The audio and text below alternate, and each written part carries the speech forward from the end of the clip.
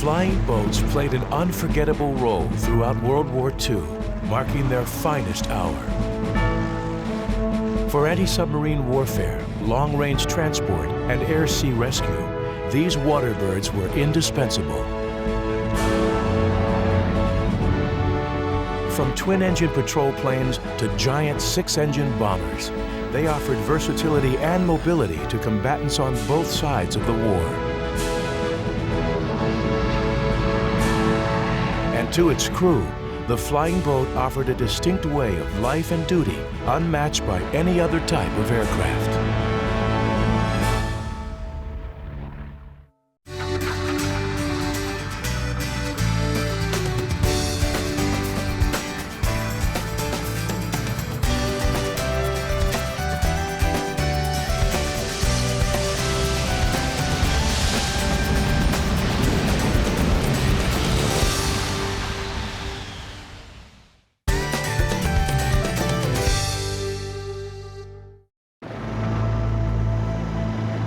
It is the end of 1941. A squadron of Japanese pilots is launched from an aircraft carrier with the command, "Climb Mount Nataka."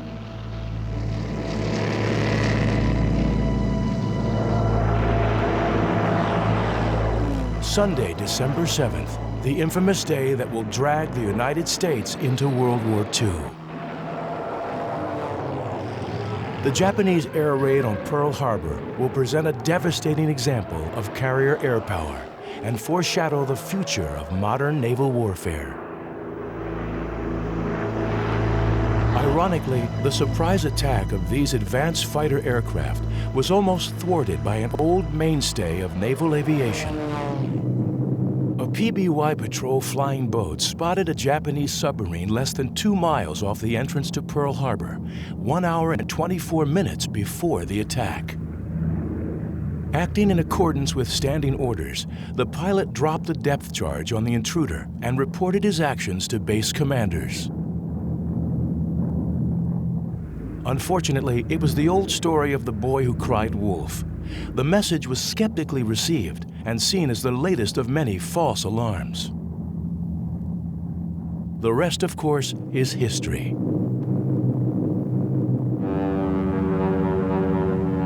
Although the war's great naval battles would be won by the smaller carrier aircraft, ultimate victory hung in the balance of all naval air operations.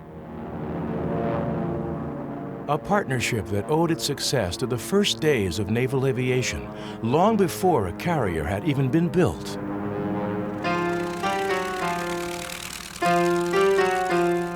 In 1911, Glenn Curtiss had perfected his hydroaeroplane at North Island Naval Base in San Diego, California, and delivered the U.S. Navy its first aircraft. But it was the flying boat, developed soon after, that gave the Navy the weapon it needed to cope with the changing face of modern warfare. These larger seaplanes could hold more fuel for extended flights and carry sizable bomb loads. When World War I introduced aerial combat, the flying boat distinguished itself as an aircraft that could patrol vast coastlines and fly far out to sea to attack submarines, the other new weapon of modern warfare, a capability that would prove essential in the next World War.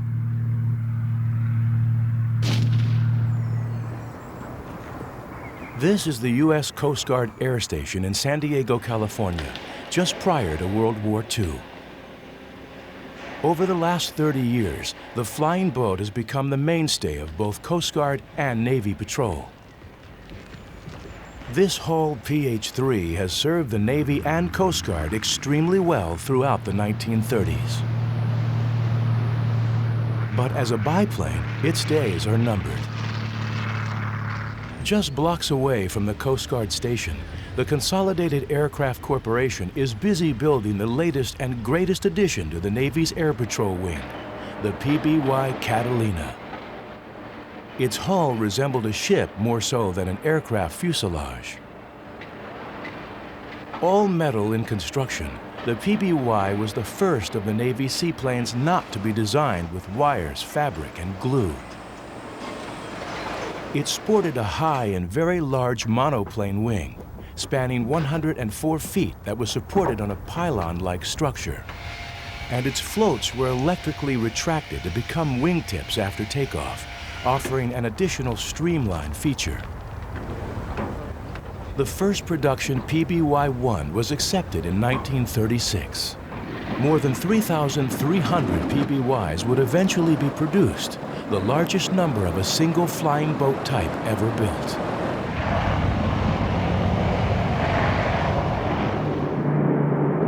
The PBY's maximum range far exceeded that of any other Navy plane, nearly 4,000 miles. For the first time, the Navy had an aircraft that could link the U.S. with its Pacific holdings and extend the defense perimeter far out to sea. Those who foresaw the coming of war considered this capability vital to America's security.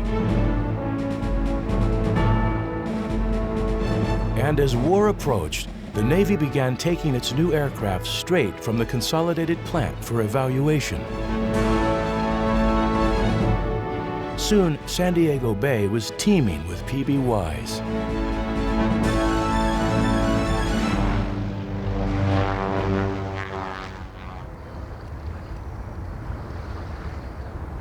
Today, San Diego Bay is still teeming with boats, but none have wings. In fact, today there is not one flying boat serving in the U.S. Navy or Coast Guard.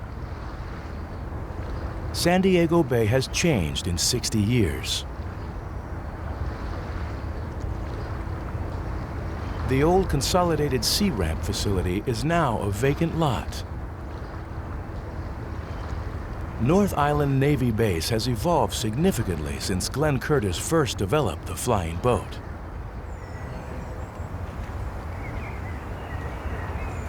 Across the bay, the U.S. Coast Guard Air Station is still in operation. Its motto, Semper Paratus, always prepared. When America entered World War II, the Coast Guard had been prepared to do its part as a component of the U.S. Navy. Stan Mahoney remembers using its seaplane facility for testing PBYs. We used to taxi our PBYs, which were built right over here at Consolidated, taxi them right down here over this ramp and into the water because they were amphibians.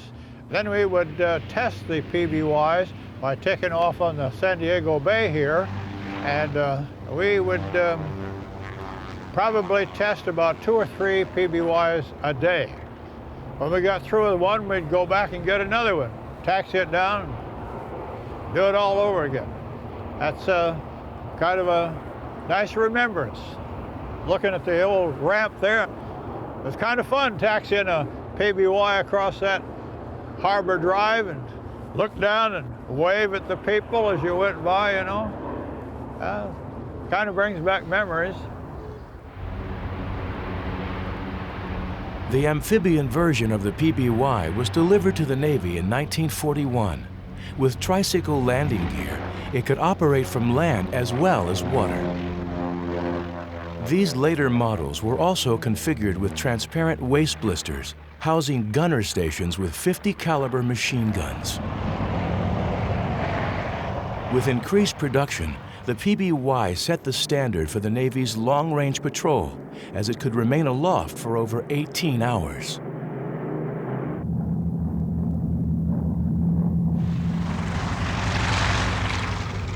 Meanwhile, Consolidated had been producing its next aircraft for the Navy, the PB-2Y Coronado. This 4-engine flying boat was designed to meet the Navy's newest requirement for a large, long-range patrol bomber. While it provided greater cargo space than that of the PBY, the Coronado's deep hull was in fact necessary to facilitate a water takeoff for such a large aircraft. You can get a lot of speed up, but unless you can get it to rocking and break the suction between the hull and the water, you just bounce along like a good boat. And it's when you get it broken loose, that's when you start picking up speed and get airborne. That's where the Coronado had it over the PBY, because they had this big square tube that went down and vented the step in the hull and give a little air in there to break the suction. That was a big help. Hydrodynamics were as important as aerodynamics, and in designing flying boats, many thought bigger was better. The 4-engine Coronado must have been an intimidating sight on San Diego Bay. It was kind of a worry to the people on the sailboats. If they ever got behind us, it was bad news. I remember one day was a couple of young girls in a sailboat, and they taxied up. They sailed their boat right up near us, and as we turned the Coronado around and to take off, we blew them over. And of course that was kind of fun because we had to go and to get these two young girls out of the water and haul them aboard the Coronado and let them get dried off and right their boat. And they came out from North Island and picked them up. We'd have taken them along with us, but that wasn't allowed. By the end of the 1930s, war was imminent on both sides of the globe. In the middle stood an isolationist America adamantly opposed to any foreign entanglements. As the Coronado went into production and the PBY promised a reliable patrol bomber, U.S. defense planners did the best they could to prepare for war, despite America's isolationist moves. And when war finally came, the flying boat proved both stalwart defender and ferocious attacker.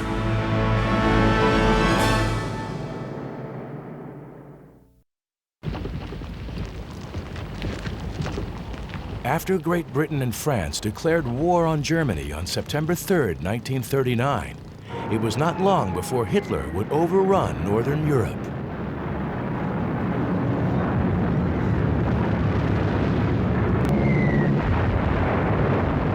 In less than 1 year, England would stand alone against Hitler's Luftwaffe. But with England came the entire British Commonwealth of Nations.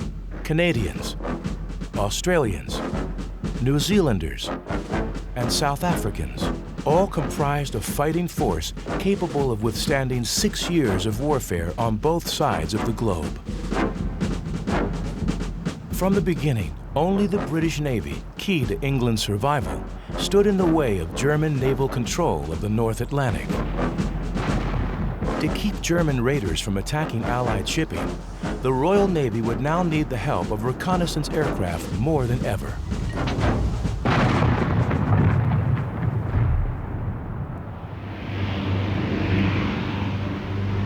Impressed with the PBY's performance, the British had ordered 50 PBY-5s in 1939 and named them Catalinas. The U.S. Navy liked the name and officially adopted it in 1941. In the spring of that year, Catalinas of the Royal Air Force's Coastal Command would deliver the British Navy a decisive victory in the North Atlantic. It is the end of May. The British Navy has been desperately searching for the 45,000-ton German battleship Bismarck, now at large in the North Atlantic. The Bismarck has already demolished one British battle cruiser and poses a serious threat to vital British convoys. RAF Catalinas join the hunt, and on May 26th, a PBY pilot sights the elusive Bismarck. As the Catalinas track the German raider, the British Navy closes in for the kill.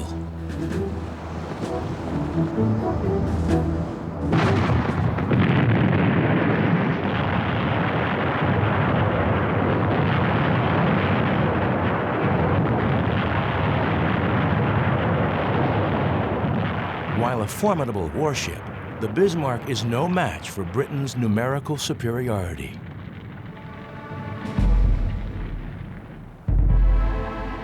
As she sinks to the bottom, so does Germany's hopes for maintaining a threatening surface navy. Thanks to the vigilance of the Catalina, British Coastal Command will continue to protect England's supply line and thereby frustrate Germany's attempts to strangle the British Isles into submission.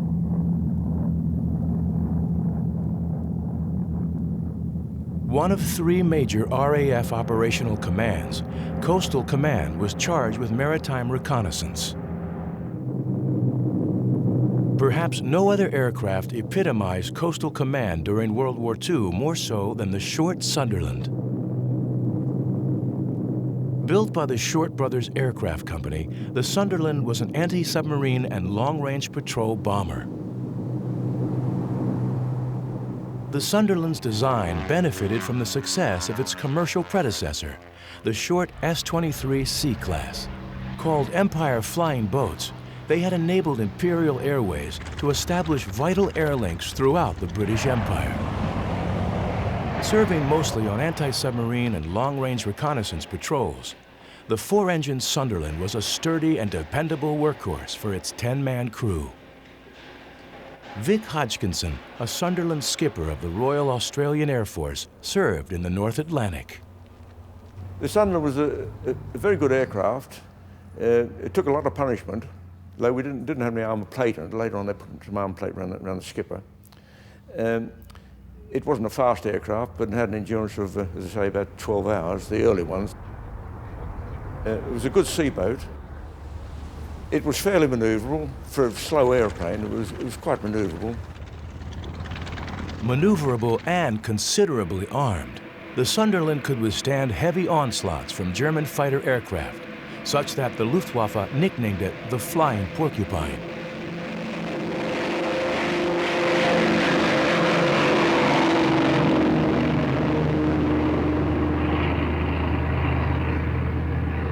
It was the first flying boat to be equipped with power-operated bow and tail gun turrets, 8 .303 caliber machine guns in all, 2 at the front, 4 in the rear, and 2 at the midsection. Apparently called porcupines because of the amount of armament we had on board the aircraft, which was, I suppose, quite a large amount for an aircraft in those days, but really it was very primitive.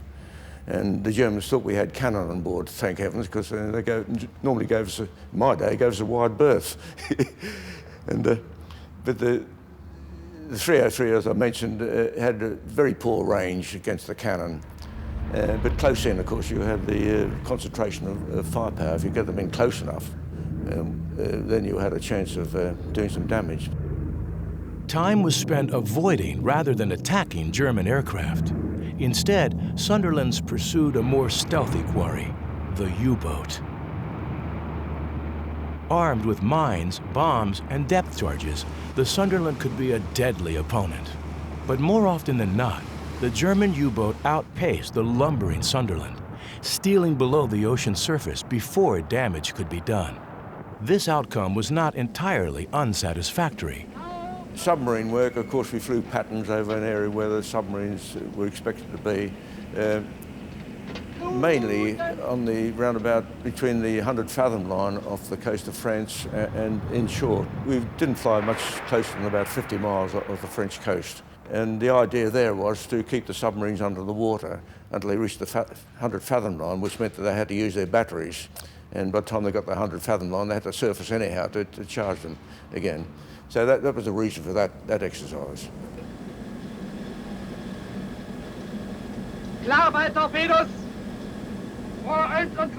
Although the element of surprise was the U-boat's strong point, it operated best not beneath but above the water surface. It could move faster and destroy ships with greater accuracy and firepower. British Prime Minister Winston Churchill once stated that the only thing that ever frightened him during the war was the U-boat threat.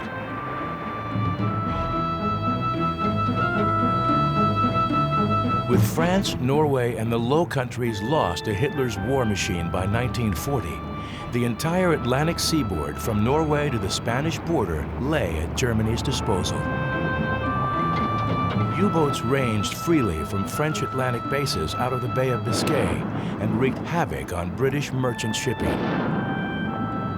Convoy escorts and their airborne guardians were needed more than ever as the Atlantic lifeline was stretched dangerously thin.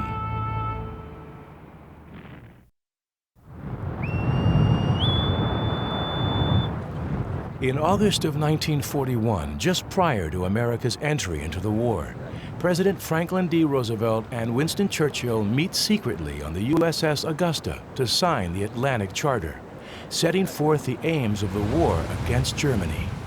A peculiar meeting between an active belligerent and a technically neutral country. Under the Lend-Lease Act, the United States has agreed to extend Britain's credit for war supplies, practically committing America's industrial resources to the defeat of Germany. The neutral U.S. was teetering on the edge of war. All that was needed was one final push.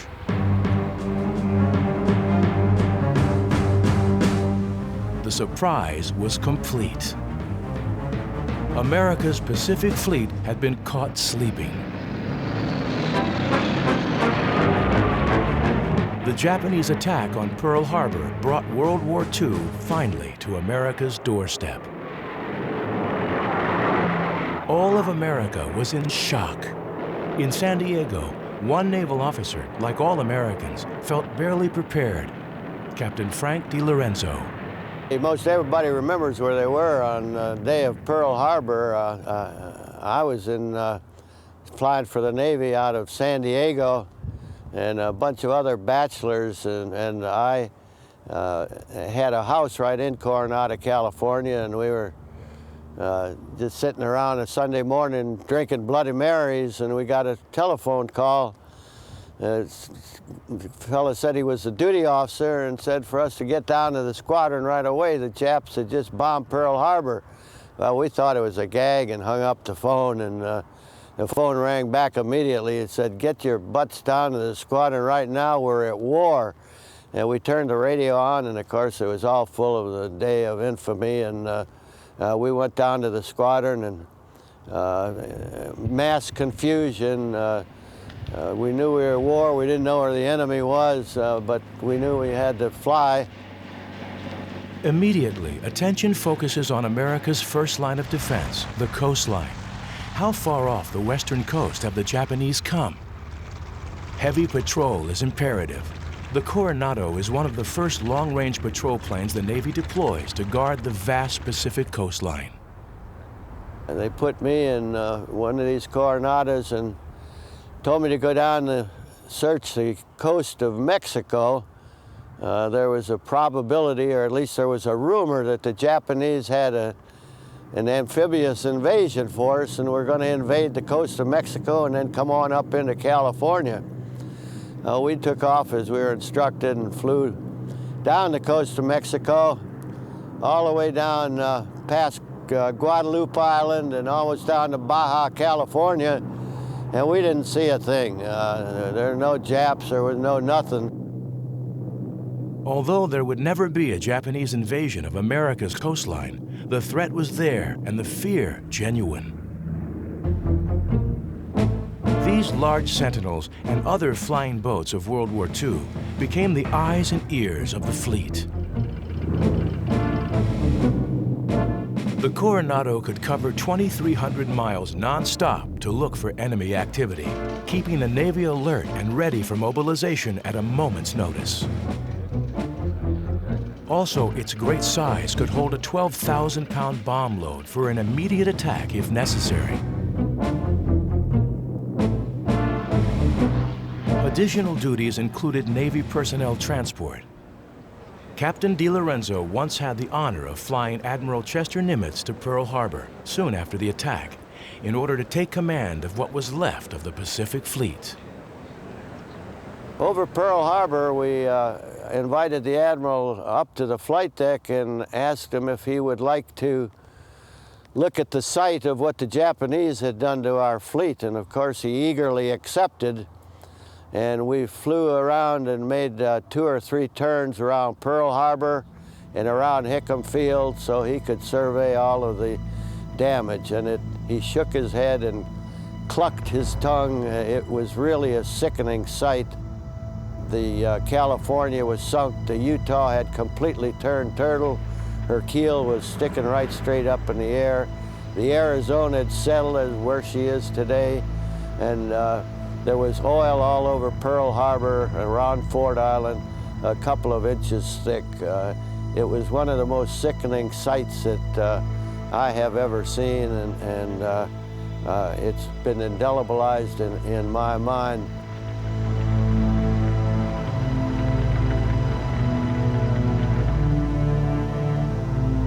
The losses suffered were enormous. Except for the 3 aircraft carriers that were luckily out at sea, the entire Pacific Fleet was damaged or destroyed. All 8 battleships were put out of action. Almost all the aircraft were destroyed. More than 2,400 Americans were killed. Vice Admiral Bull Halsey, commander of the Pacific Carrier Task Force, launches air raids of his own on enemy shore bases to let the Japanese know that America is still a force to be reckoned with. The enemy counterattacks with superior aircraft, piloted by more experienced fighters. The Japanese Zero, although lightly armored, is faster and more maneuverable than the American Wildcat. But with time and training, American carrier fighters will gain the experience needed to eventually beat the Japanese at their own game.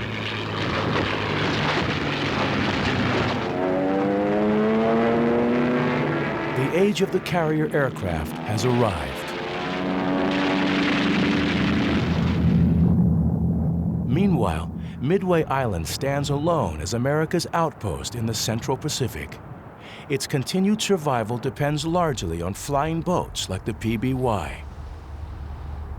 U.S. carrier aircraft will win the epic Battle of Midway. But before that battle begins, PBYs will report the advance of Japanese vessels and make the first torpedo attacks before the carrier even launches its first aircraft.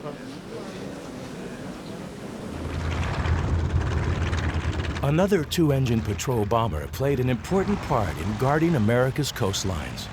From the factory of Glenn L. Martin, who had built the famous China Clipper, came the PBM Mariner. This flying boat was more advanced than the older PBY Catalina. Its distinctive gull wing and more powerful engines produced a faster, stronger aircraft. The popular PBM-3 version joined the U.S. Navy in the spring of 1942 and served exclusively in the Atlantic against German submarines until late 1943. The PBM-3D patrol bomber was equipped with 8 50-caliber machine guns in power turrets at the nose, dorsal, and tail positions. Endowed with airborne radar, it had impressive search capabilities. And with an 8,000-pound bomb load capacity, the Mariner effectively and consistently intercepted German U-boats preparing to raid America's Atlantic seaboard.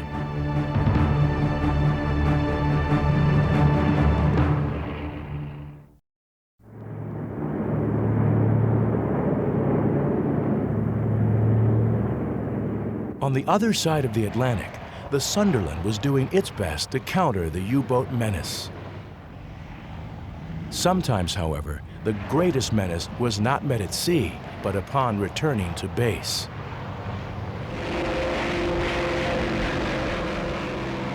Captain Hugh Birch of the Royal Australian Air Force.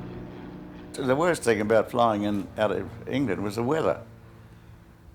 Because, you know, coming back to particularly a place like Oban in Scotland, we were operating from at one stage, it was like flying up a tunnel at night, and the weather was shocking. You know, very, very strong winds and rain, snow. I think a lot of the younger Australian pilots lost their lives coming back to their base in England because they'd all been trained in very good weather here in Australia, you know, and some in Rhodesia and some in Canada where the weather was good. And a lot of them lost their lives before they even got onto an enemy raid. Target 3/4 mile, dead ahead. I can see it now. In the war between submarine and airplane, direct confrontation was more the exception than the rule. The greatest contribution maritime patrol gave to anti-submarine warfare was air deterrence. The number of U-boats actually sunk or damaged during the war is not high. They were, however, frequently forced to dive far beneath the ocean surface and thereby effectively deterred from attacking Allied shipping. When a direct attack could be made, as with this RAF Catalina, the effects were often lethal. The Catalina could hold 4 650-pound depth-charge bombs and, with a good hit, could seriously cripple or destroy an unlucky U-boat.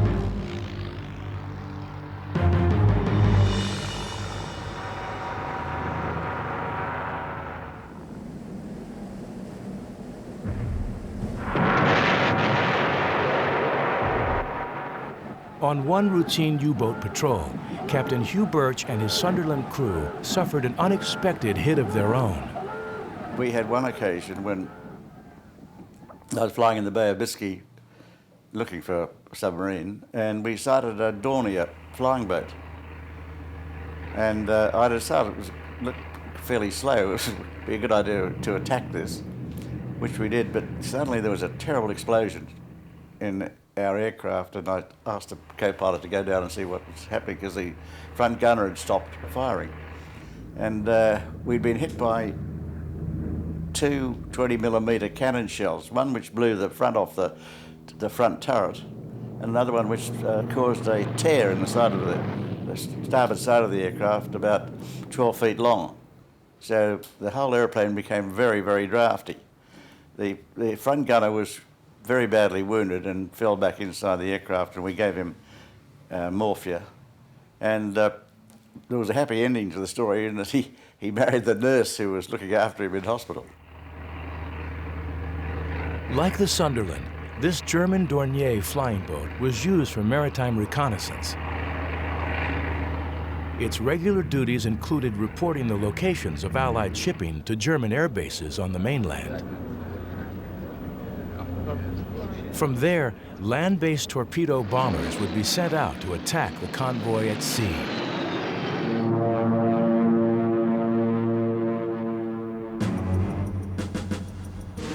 Of all of Germany's World War II flying boats, the most impressive was the Blumenvoss BV-238. Flying boats are traditionally known for their great size. In this, the BV-238 clearly excelled. An engineer could easily fit inside its massive engine nacelles. Designed for long-range reconnaissance, bomber, and armed transport roles, the BV-238 was the largest flying boat ever built during the war.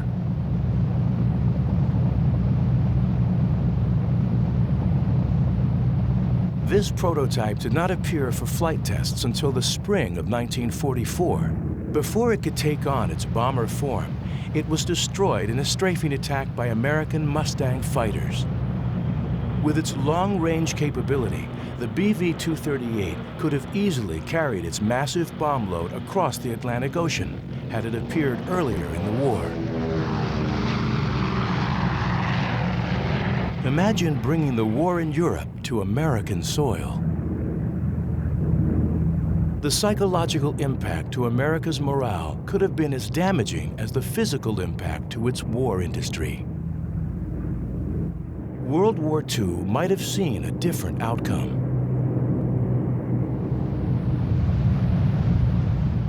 One giant flying boat that the Luftwaffe did have at its disposal was the Blumenvoss BV-222 Viking. Originally built for transatlantic commercial air service, the Viking was adapted for wartime use as a long-range maritime reconnaissance and transport vehicle. Although smaller than the BV-238, the 6-engine Viking was the largest flying boat in production and service during World War II. In fact, flying boats like the Viking continued to be the largest type of aircraft in production, until the logistical demands of the war finally produced airstrips capable of supporting large land planes. Here, water offers a virtually unlimited runway for the giant Viking's takeoff. 13 Vikings were built and served the Germans especially well, flying supplies and troops for use in North Africa.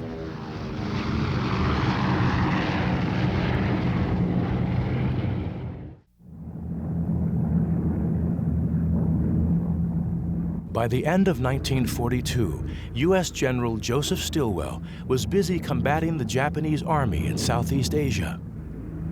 Under his command, U.S. and Chinese nationalist forces fought to keep the Japanese from controlling all of Burma, a country wedged between China and India. The thick jungle terrain was a logistical nightmare. Huge amounts of machinery and manpower were required to carve out roads and airfields, which were essential to keeping China well supplied. But if both the Japanese and the jungle were not enough of an obstacle, the weather was. The rainy season brought heavy monsoons that flooded rivers, rendering freshly built roads and airfields practically useless. Under these conditions, the air supply to China became extremely difficult. These land-based planes were virtually immobilized in the war effort against Japan. Not so for their waterborne cousins. By mid-1943, the Allies had stemmed the Japanese tide in the Pacific, and with the air support of PBY Catalinas, they began taking back the islands they had lost. The nights were soon filled with the growl of black cats. The legendary PBYs painted coal black for camouflage in nighttime raids. As Allied forces chipped away at Japan's empire by day, the black cats moved with them, knocking out enemy airfields and supply lines by night. Operating from hastily prepared bases in hidden lagoons, these cats highlighted the merit of flying boats, especially as the island-hopping campaign toward Japan progressed. The battles were long and hard. It took months of bloody fighting through the Solomon Islands before the Japanese were finally forced out of Guadalcanal. U.S. naval and marine forces fought for every island inch, but the Japanese continued to be resupplied by the infamous Tokyo Express, a supply line of warships and cargo vessels that stole through the night and refreshed beleaguered Japanese defenses. This is where the black cats made their mark. As daylight faded, the cats took off into the night. Armed with fresh rounds of ammunition and 4,000 pounds of torpedoes, bombs, or depth charges, they faced little opposition under the shroud of darkness. The slow-moving Catalinas were vulnerable to anti-aircraft and fighter attack during the day, but at night, fitted with airborne radar, they were stealthy and aggressive hunters. The Japanese who did not have radar were often unaware of a black cat approach until it was too late. Hunting in packs, the black cats pounced on exposed enemy ships, often with devastating results. Constant nighttime attacks like this left little room for reinforcement to Japanese troops. Throughout 1943 and 1944, the cats helped neutralize counterattacks against the gradual advance of Allied forces.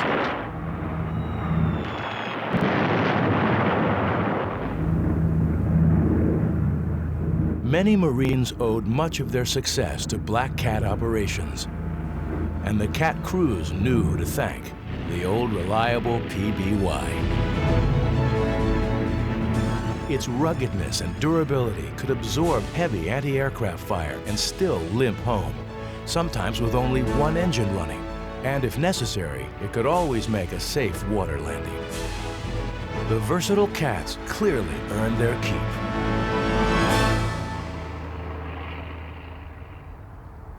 One of the most remarkable flying boats of the war was Japan's Kawanishi H-8K-2, codenamed Emily by the Allies. Little film record still exists, but this home movie offers a glimpse of the fastest flying boat in service during World War II.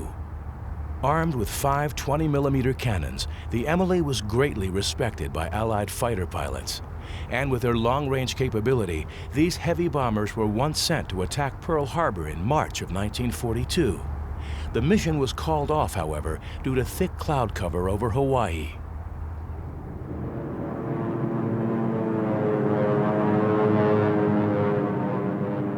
3 months following that abortive attack, Japan's chances for any further advance in the Central Pacific were destroyed at the Battle of Midway. Before the first shot was fired, U.S. fleet commanders had known that the battle would be won in the sky, not on the sea.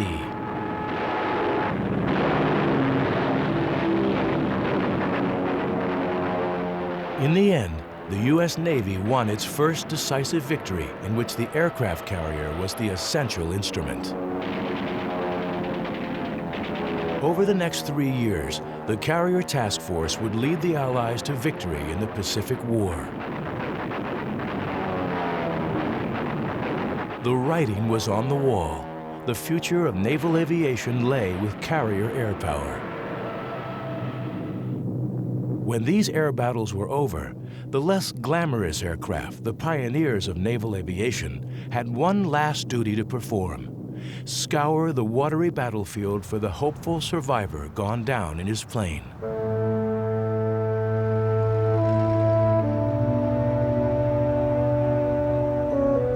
For air-sea rescue, the flying boat was hard to beat. Hundreds of downed pilots escaped a watery death thanks to the reliable PBY. And perhaps hundreds more owe their thanks because these patrol planes better prepared the fleet for battle with advanced reconnaissance.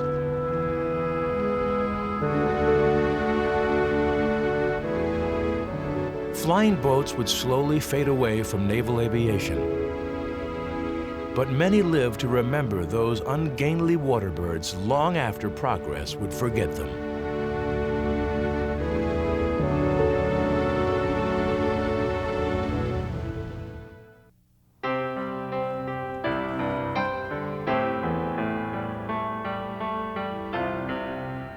Stan Mahoney has not forgotten his favorite aircraft.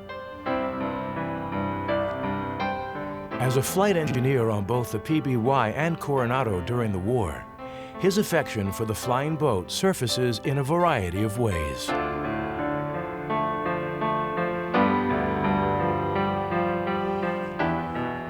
When he's not revisiting his old stomping grounds on San Diego Bay, he indulges in his favorite hobby.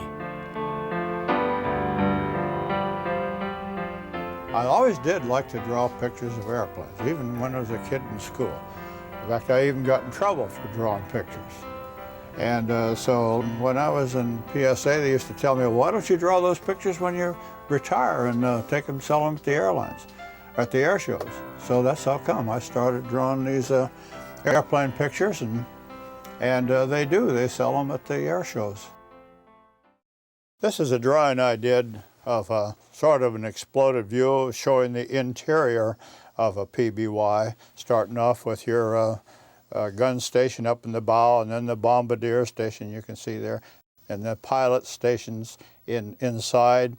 Then you come to the radioman on the right-hand side of the hull, and on this side in this picture is the navigator's station. And then you go through a bulkhead into the next compartment, and the flight engineer is up in his little cubicle above the hull, clear up above it, with a window on each side. That was really neat. You had a window on the right next to your shoulder, and a window on the left next to your left shoulder. You could look out either way, but you couldn't look forward because all your instruments were right forward. Aft of that is the bunk room, and then aft of that, there's another bulkhead there. After that is the two blisters where the gunners were stationed with the 50 caliber guns. Then aft of that, there's another bulkhead. After that is a tunnel hatch which could be opened, and there was a 30 caliber gun back there as well.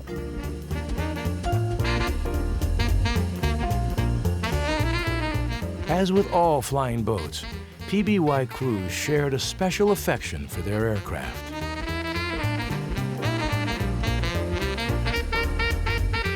Part plane, part boat, its missions took them where no other aircraft could go. And life on board brought a feeling of being part of something unique. All flying boat pilots regarded themselves as a race apart, and we used to develop the myth of the flying boat cruise, and as somebody once wrote, to its crews, the Sunderland was much more than just a good machine. It represented a wholly distinct way of life. As with no other aircraft used by the Royal Air Force, it became war chariot, home, bed and board to the men who flew in it. A unique relationship between man and machine, firmly established from the very beginning, with its highly esoteric way of life and attitudes, the near-naval terminology in everyday speech, and by no means least, an extraordinarily close comradeship.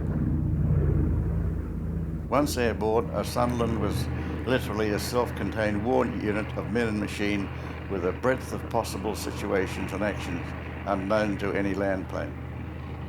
So I think that's a fairly good description of the Flying Boat Union.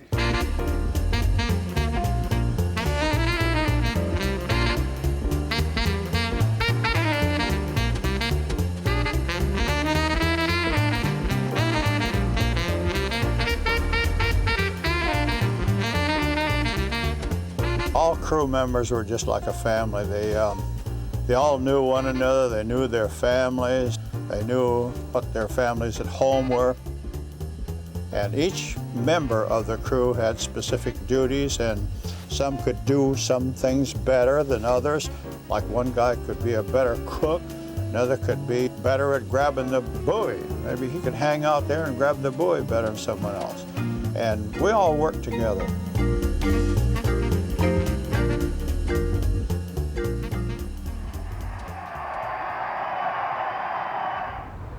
With the Japanese surrender in 1945, a war ends in which the flying boat faces an uncertain future.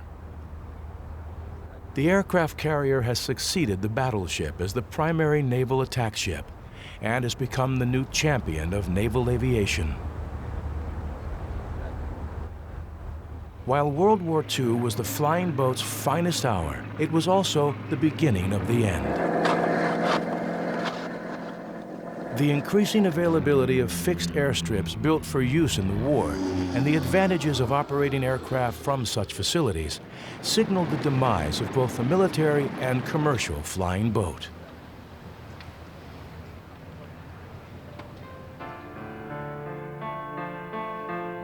"60 years later, the flying warboats are still flying, through the spirit and in the memories of the men who flew them.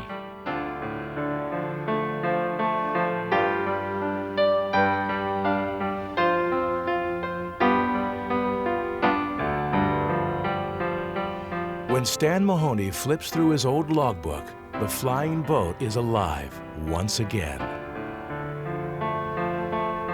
This goes back to the first flights I made in a PBY. You look in here and see where you did something that brings the story back. So then I turn around and write this story in the book. It kind of helps you to enjoy life, see. After all, you know, I'm getting up there. See? I'm 82, so kind of keep me going.